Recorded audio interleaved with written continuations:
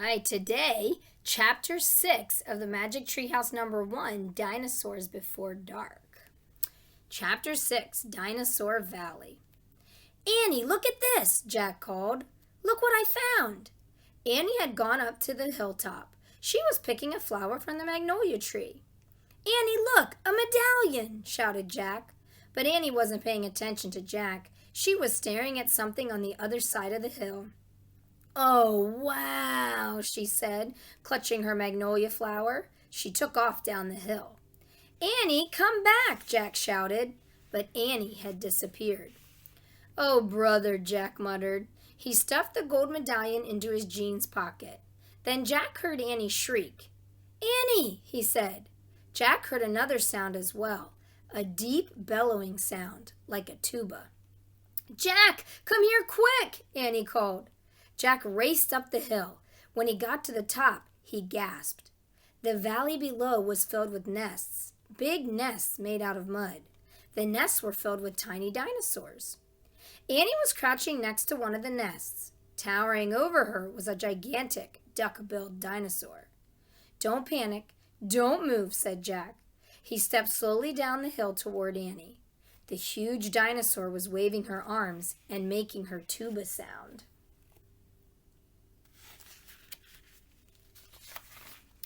Jack stopped. He didn't want to get too close. He knelt on the ground. Okay, move toward me, slowly, he said. Annie started to stand up. Don't stand. Crawl, said Jack. Clutching her flower, Annie crawled toward Jack. Still bellowing, the duck-billed dinosaur followed her. Annie froze. Keep going, Jack said. Annie started crawling again.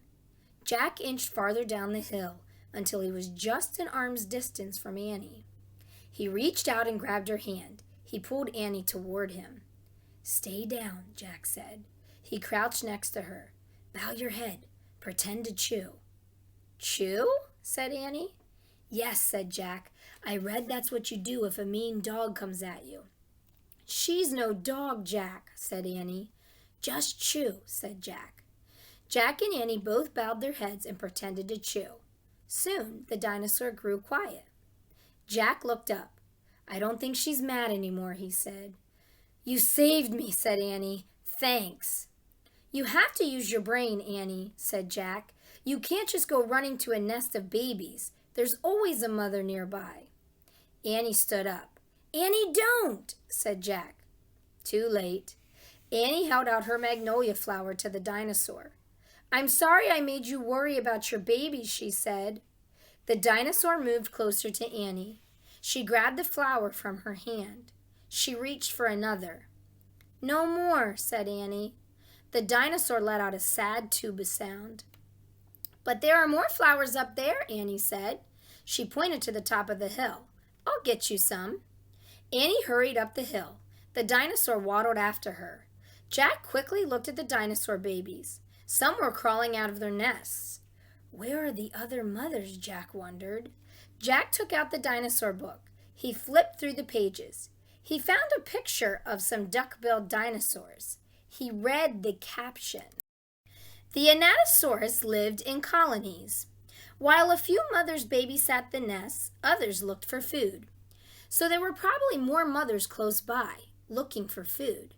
Hey, Jack, Annie called. Jack looked up. Annie was at the top of the hill, feeding magnolia flowers to the giant Anatosaurus. Guess what? Annie said. She's nice too. Suddenly, the Anatosaurus made her terrible tuba sound. Annie crouched down and started to chew. The dinosaur charged down the hill. She seemed afraid of something. Jack put the book on top of his pack. He hurried to Annie. I wonder why she ran away, said Annie.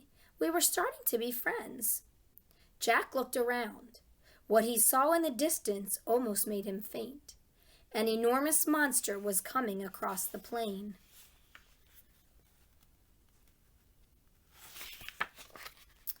The monster was walking on two strong legs. It was swinging a long, thick tail and dangling two tiny arms.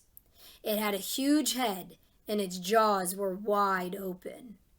Even from far away, Jack could see its long, gleaming teeth. And I'm going to stop there, and I want you to predict, what dinosaur do you think is coming? Until next time, first grade.